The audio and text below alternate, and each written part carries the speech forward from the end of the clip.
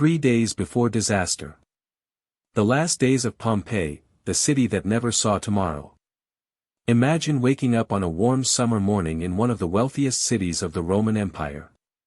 Sunlight pours through the open windows of elegant villas. The smell of fresh bread drifts through narrow stone streets. Merchants are already arranging colorful fruit, wine, olive oil, and fine pottery outside their shops. Children laugh as they race toward the public fountains. Blacksmiths strike glowing iron with rhythmic precision. From the harbor comes the sound of sailors unloading cargo from every corner of the Mediterranean. Above it all rises a quiet mountain. Green. Peaceful. Almost beautiful. Mount Vesuvius. No smoke. No fire. No warning. If you asked anyone in Pompeii that morning what tomorrow would bring, they would probably speak about business, family, or the next festival. No one would tell you the truth. Because no one knew it. In only a few days, their city would disappear forever. The jewel of the Bay of Naples. In AD 79, Pompeii was one of the most prosperous cities in Roman Italy. Located beside the sparkling Bay of Naples, it stood at the center of a thriving region filled with fertile farmland, vineyards, and busy trade routes. The volcanic soil surrounding Vesuvius was extraordinarily rich. Farmers produced excellent grapes. Olive groves flourished. Fruit trees covered the countryside. Wine from the region traveled across the Roman world. Merchants became wealthy. Elegant villas spread across the landscape. Life seemed almost perfect. To many Romans, Pompeii represented everything the empire could offer. Comfort. Prosperity. Beauty. No one imagined that the very volcano responsible for the fertile land would one day destroy it. A city full of life.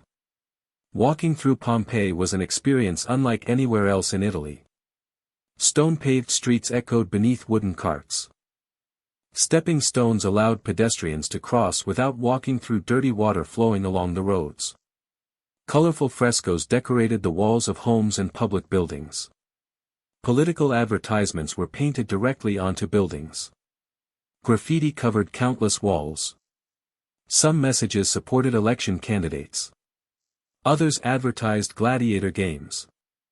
Many were simply jokes, love notes, or everyday conversations scratched into plaster by ordinary people. These voices, preserved beneath volcanic ash, still speak to us nearly 2,000 years later. They remind us that Pompeii was not just an archaeological site. It was home. The marketplace. Every morning, the forum became the heart of the city. Farmers arrived carrying vegetables, grain, and fresh fruit. Fishmongers displayed their daily catch from the nearby sea. Merchants sold cloth, jewelry, perfumes, and imported luxuries from Egypt, Greece, and the eastern provinces. Lawyers discussed legal disputes. Politicians greeted voters. Priests prepared religious ceremonies. Slaves hurried between errands for wealthy households. The air was filled with conversation. The smell of spices mixed with fresh bread and roasting meat. Pompeii was alive in every sense. Busy. Loud. Confident. Its people believed tomorrow would look much like today. Bread for the city. Archaeologists have discovered more than 30 bakeries in Pompeii. Each morning began long before sunrise. Millstones, often turned by donkeys or enslaved workers, ground wheat into flour. Bakers kneaded dough by hand. Large ovens baked hundreds of round loaves. Many of those loaves have survived until today, preserved by volcanic ash exactly as they were left on the day of the eruption. Some still bear the marks dividing them into slices. Others remain inside the ovens where they were abandoned. For modern archaeologists, these simple loaves became extraordinary evidence. They were not prepared for history. They were simply breakfast. Interrupted forever. Luxury and leisure. Pompeii was not merely a place to work. It was a city that loved entertainment. The public baths attracted visitors every day. Roman bathing was far more than washing. It was a social experience. Friends met to discuss politics. Business deals were negotiated. Athletes exercised before entering warm pools. Children played nearby. The amphitheater hosted gladiatorial contests long before Rome built its famous Colosseum. Thousands gathered to cheer their favorite fighters. Street musicians entertained crowds. Wine flowed freely during festivals. Evenings often ended with elaborate dinners where wealthy families displayed their success through expensive meals and imported decorations. Life felt stable. Predictable. Secure. The shadow of an earlier earthquake. Yet beneath the city's confidence lingered a memory many preferred to ignore. 17 years earlier, in AD 62, a powerful earthquake had struck Pompeii and the surrounding region. Buildings collapsed. Temples cracked. Homes were badly damaged. The city spent years rebuilding. Even in AD 79, repairs were still underway. Scaffolding remained visible. Walls were being reconstructed. Some temples had not yet fully recovered. But earthquakes were nothing unusual in this part of Italy. People had learned to live with them. Small tremors happened regularly. They shook dishes. Rattled doors. Then stopped. Life continued. Few connected those earthquakes with the mountain towering quietly above them. They did not know Vesuvius was not an ordinary mountain. It was a volcano. And no one alive remembered its last major eruption. Strange signs. In the days before the disaster, unusual things may have begun happening. Ancient writers mention frequent earth tremors. Modern volcanologists believe earthquakes probably became more common as pressure increased beneath the volcano. Animals may have behaved strangely. Dogs barked. Birds disappeared. Farm animals grew restless. Whether everyone noticed these signs is impossible to know. People often ignore small changes when daily life feels normal. A few unusual events rarely seem important. Until later. Only after disaster do ordinary moments become warnings. Mount Vesuvius sleeps. To the people of Pompeii, Vesuvius was simply part of the landscape. Its slopes were covered with vineyards. Farmhouses dotted the hillsides. Travelers climbed its lower paths. Children probably played beneath its shadow. Nothing about the mountain inspired fear. No smoke rose from its summit. No lava flowed down its sides. It looked peaceful. Almost gentle. Yet deep beneath the earth. Something extraordinary was happening. Far below the vineyards and olive groves, molten rock was slowly rising. Pressure increased with every passing hour. Gases searched desperately for a way to escape. The mountain appeared silent. Inside. It was preparing to explode with a force no one in Pompeii could possibly imagine. 3 days left. As evening settled over the Bay of Naples, families gathered for dinner. Oil lamps illuminated elegant dining rooms. Children listened to stories before bed. Merchants counted their earnings. Bakers prepared flour for the following morning. Sailors secured their ships in the harbor. Somewhere nearby, a musician played softly. Life continued exactly as it always had. No one packed belongings. No one prepared to leave. No one stood watching the mountain in fear. Because tomorrow still seemed certain. But beneath the peaceful city, the countdown had already begun. And in just a few days, the streets of Pompeii would fall silent forever.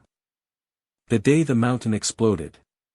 The last days of Pompeii, the city that never saw tomorrow. The morning began like every other. The streets filled before sunrise. Bakers removed fresh loaves from their ovens. Merchants rolled open wooden shutters. Children hurried through the forum carrying errands for their parents. Ships entered the Bay of Naples, their sails glowing in the early sunlight. Nothing felt unusual. The city had experienced small earthquakes before. Another slight tremor during breakfast barely interrupted conversation. Someone joked that the gods were in a bad mood. Another laughed. Life went on. No one looked at Mount Vesuvius with fear. Why would they? It had stood peacefully above the city for generations.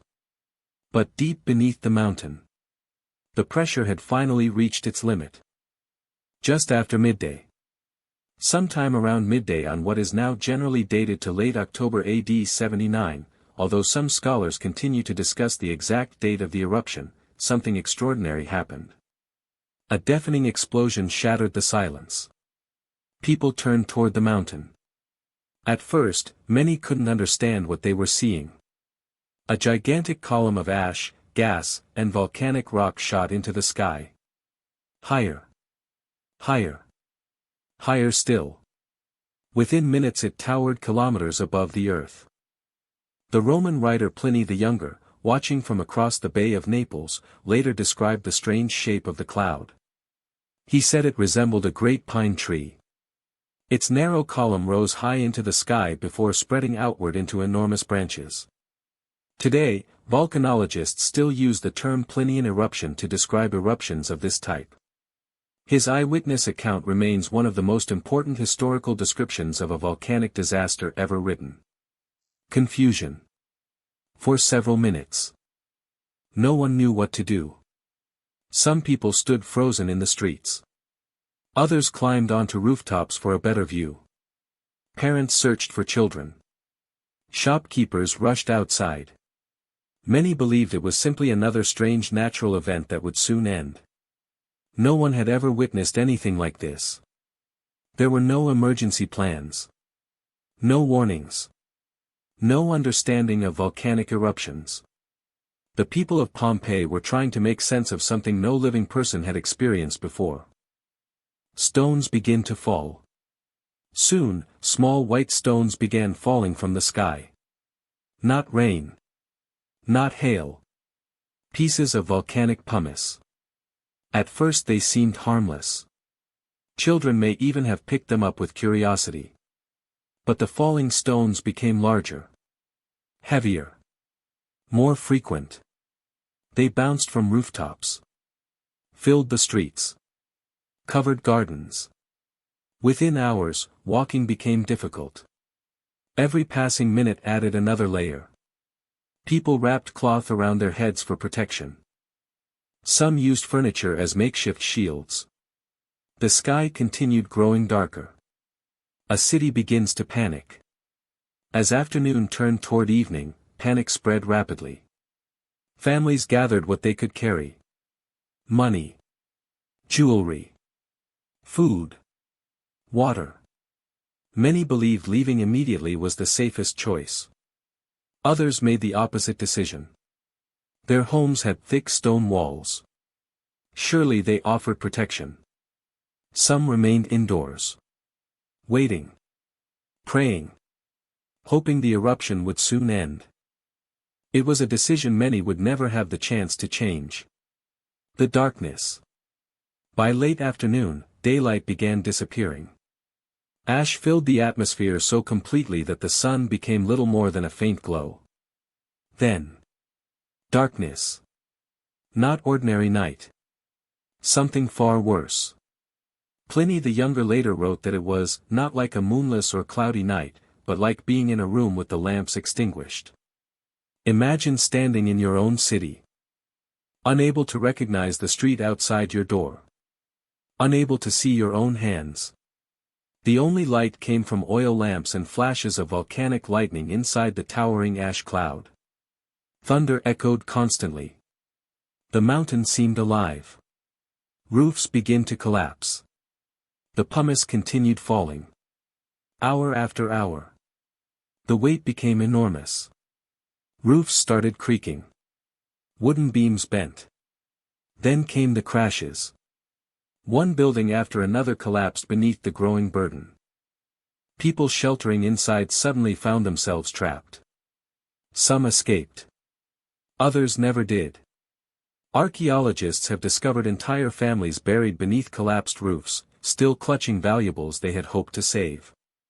Many died believing the buildings protecting them would also save their lives. Instead, those buildings became their tombs. Across the bay. While Pompeii struggled to survive, another drama unfolded across the Bay of Naples. Pliny the Elder, commander of the Roman fleet stationed at Misenum, received reports about the eruption. Unlike everyone else, he chose to sail toward the danger. Partly out of scientific curiosity. Partly because desperate friends requested rescue. His ships crossed the bay through falling ash and floating volcanic debris. As conditions worsened, many captains urged him to turn back. Pliny refused. He pressed onward, hoping to reach those trapped along the coastline. It would become the final voyage of his life. Escape. Thousands attempted to flee Pompeii. The streets became crowded. Parents carried children.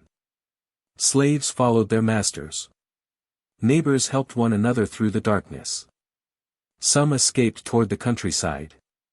Others headed for the sea. But escape was not easy. Ash covered the roads. Breathing became difficult. Visibility almost disappeared. Every earthquake sent fresh panic through the crowds. No one knew which direction offered safety. The city itself had become a maze. The mountain does not stop. As evening deepened, many survivors believed the worst had already passed. The explosion had lasted for hours. Surely the volcano had exhausted itself. Surely morning would bring relief. They were wrong. Far above the mountain, the enormous eruption column had become unstable. Scientists now know what happens next during many Plinian eruptions.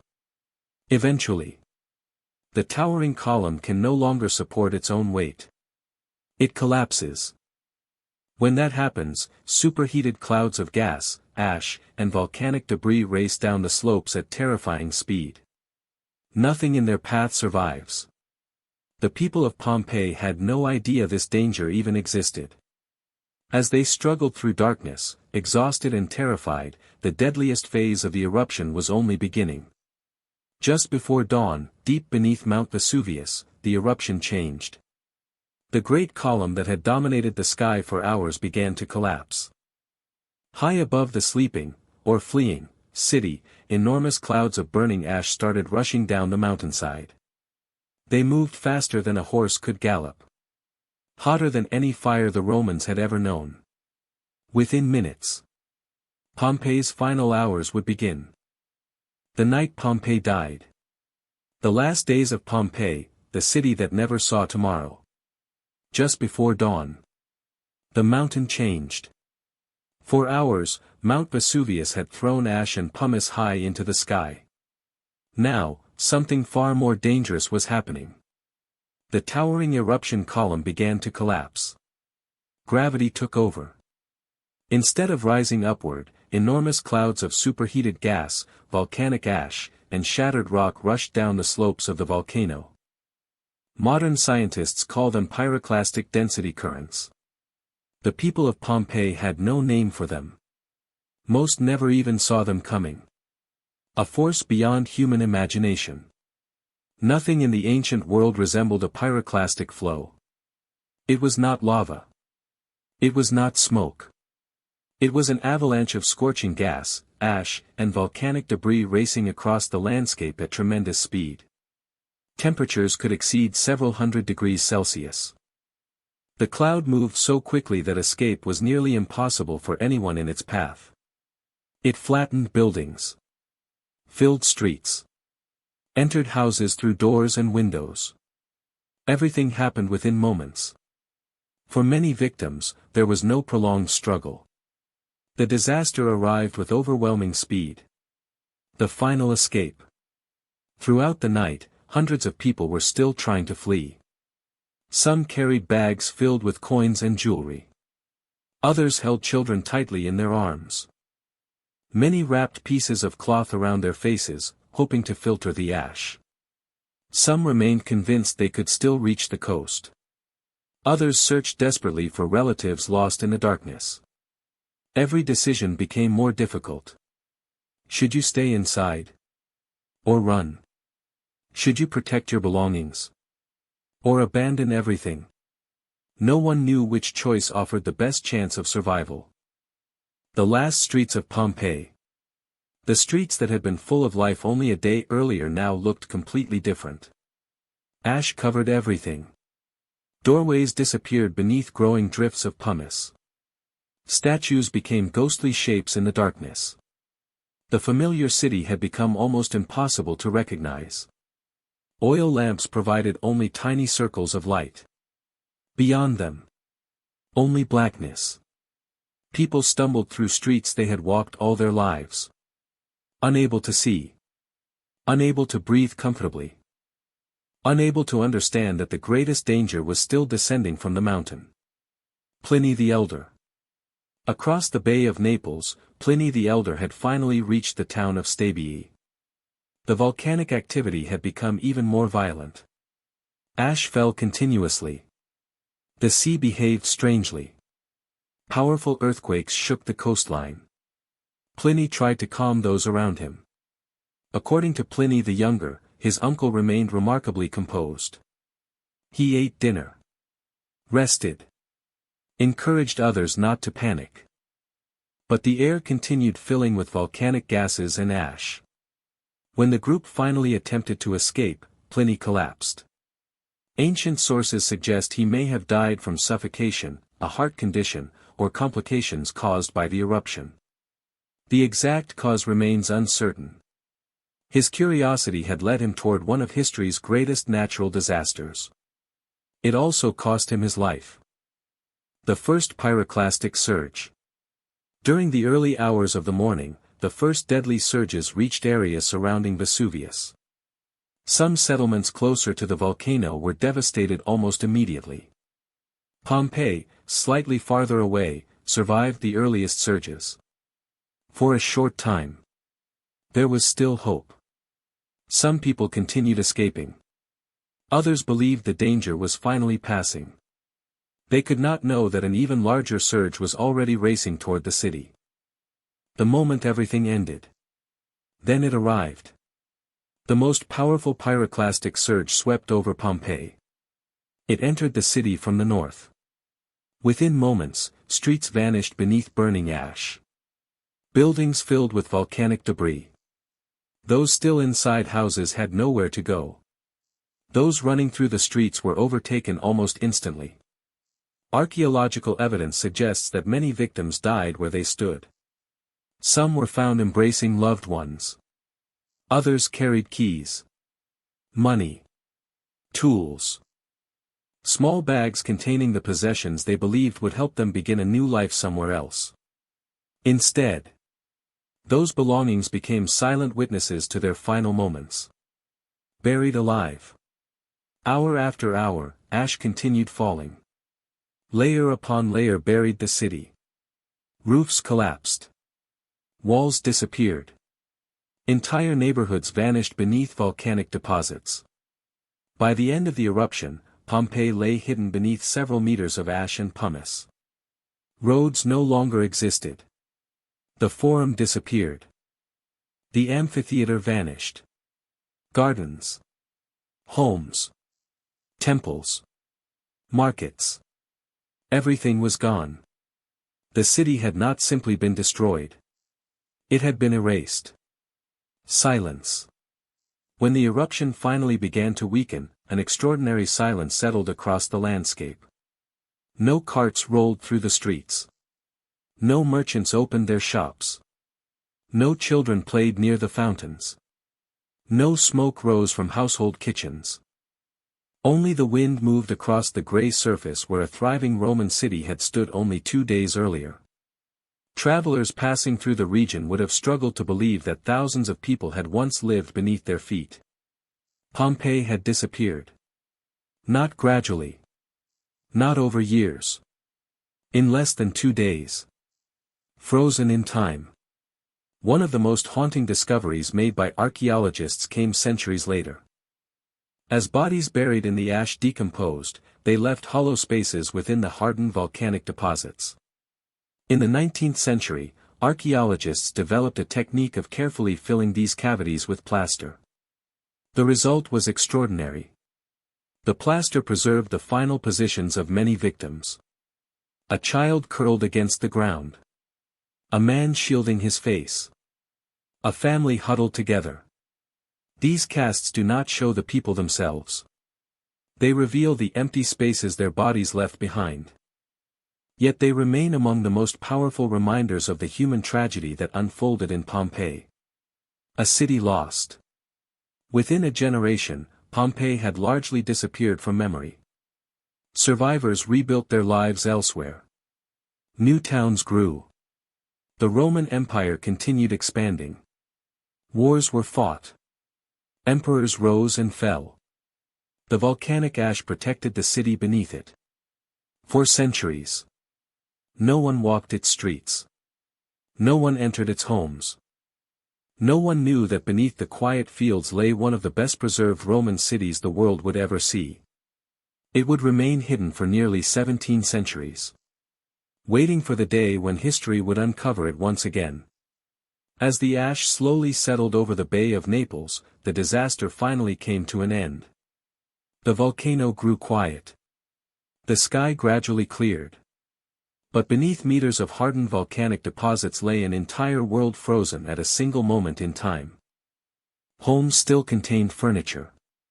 Shops still held merchandise. Bread remained inside ovens. Coins remained in purses. Pompeii had not simply vanished. It had become a time capsule.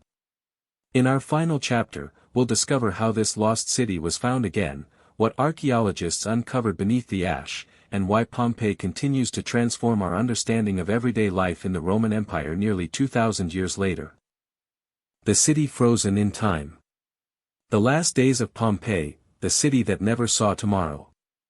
When the eruption finally ended, there was no city left to save. Where Pompeii had once stood, there was only a vast grey landscape stretching toward the silent slopes of Mount Vesuvius. The streets had disappeared. The villas were buried. The temples had vanished beneath layers of volcanic ash and pumice. Only the upper branches of a few trees remained visible.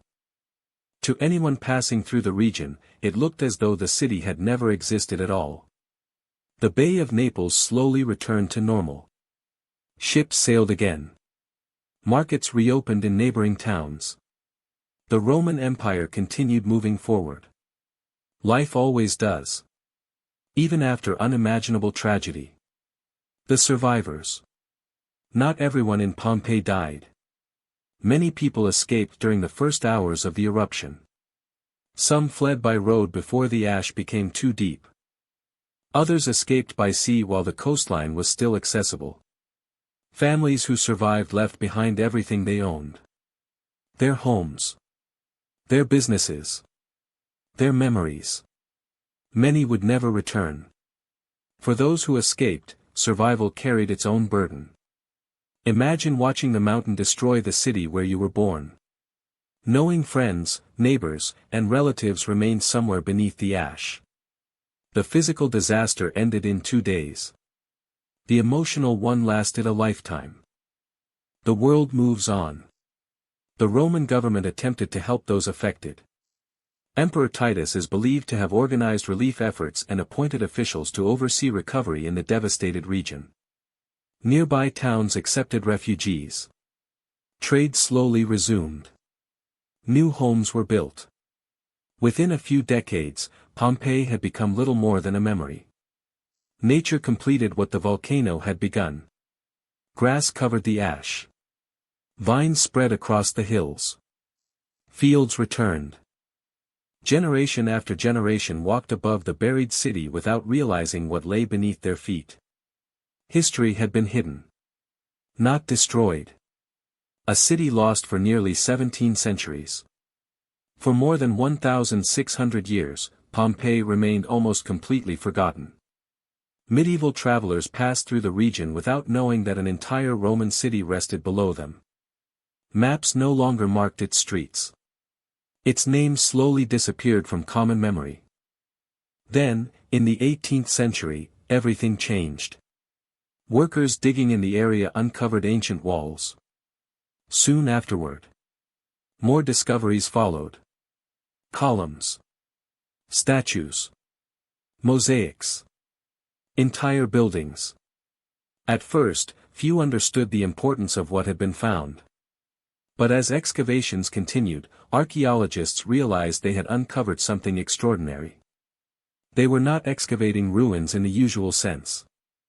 They were opening a perfectly preserved moment in Roman history. Walking through ancient Rome. Unlike most ancient cities, Pompeii had not been rebuilt over countless generations. The volcanic ash had sealed it, protecting it from weather, looting, and later construction. Suddenly, archaeologists could walk through Roman streets exactly as people had walked them nearly 2,000 years earlier. The Forum still stood. Shops still contained goods. Homes still displayed colorful wall paintings. Public baths remained almost intact. Even political campaign slogans survived on building walls. Pompeii became something historians had never possessed before. A complete Roman city frozen in time. Everyday objects. Some of the most remarkable discoveries were not grand monuments. They were ordinary things. Loaves of bread still inside ovens. Cooking pots left on stoves. Wine jars waiting to be opened. Children's toys. Jewelry boxes. Carpenter's tools. Medical instruments. Graffiti scratched into walls. Simple messages. Jokes. Love notes. Arguments. Advertisements. These objects transformed history. For centuries, historians had mainly learned about Rome from emperors, generals, and wealthy politicians. Pompeii revealed something different. The lives of ordinary people. The baker. The innkeeper. The artist. The child. The enslaved servant. The shopkeeper. People whose names would otherwise have disappeared forever. The faces of the victims. Perhaps nothing affected the modern world more deeply than the plaster casts. In the 19th century, archaeologist Giuseppe Fiorelli developed an ingenious method. When bodies buried beneath the ash decomposed, they left hollow spaces inside the hardened volcanic deposits. Fiorelli carefully filled those cavities with liquid plaster. Once the surrounding ash was removed, the shapes of the victims appeared. Not the bodies themselves, but the spaces they had once occupied. The results were heartbreaking. Parents protecting children. Couples embracing. Individuals covering their faces. People caught in the final moments of their lives. These casts became symbols of Pompeii's tragedy. They reminded the world that history is not only about buildings. It is about people. What science has revealed. Modern technology continues to change our understanding of Pompeii. Laser scanning. DNA analysis. CT imaging. Volcanology. These scientific tools allow researchers to study the city in extraordinary detail. Archaeologists now know far more about Roman diets, health, daily routines, construction techniques, trade. Even microscopic traces preserved in the ash continue revealing new information. Excavations are still ongoing today. Nearly every year brings new discoveries. Pompeii continues telling its story. Mount Vesuvius still lives. Perhaps the most unsettling fact of all. Mount Vesuvius is not extinct. It remains an active volcano. Although it has been quiet for decades, scientists carefully monitor it every day. Millions of people now live around the Bay of Naples. Modern monitoring systems provide warnings unimaginable to the Romans. Yet the mountain still reminds humanity of one simple truth. Nature's power cannot be controlled. Only understood. And sometimes, not even that. Final conclusion. Pompeii was never meant to become one of history's greatest archaeological discoveries. It was simply a city. A place where ordinary people woke before sunrise, bought fresh bread, argued with neighbors, raised children, made plans for tomorrow. No one expected their final day to become one of the most famous moments in human history. When Mount Vesuvius erupted, it did more than destroy a Roman city. It preserved it. The volcanic ash buried streets, homes, workshops, temples, and marketplaces with astonishing precision. For nearly 17 centuries, time stood still beneath those layers of ash. When archaeologists finally uncovered Pompeii, they did not merely discover ancient ruins. They discovered life itself. The laughter frozen in graffiti. The baker's unfinished work. The merchant's coins. The family's final embrace. No other place on earth allows us to step so completely into the everyday world of ancient Rome. Pompeii reminds us that history is not made only by emperors, generals, or great battles. It is also shaped by ordinary people whose stories are rarely written down. A baker preparing tomorrow's bread. A child playing in the street. A sailor returning home. A mother calling her family to dinner. Lives that seemed ordinary, until one afternoon changed everything. Today, millions of visitors walk through the silent streets of Pompeii every year. They see the houses, the temples, the theaters, the frescoes. But perhaps the most powerful thing they encounter is something invisible. The realization that the people who once lived there were not so different from us.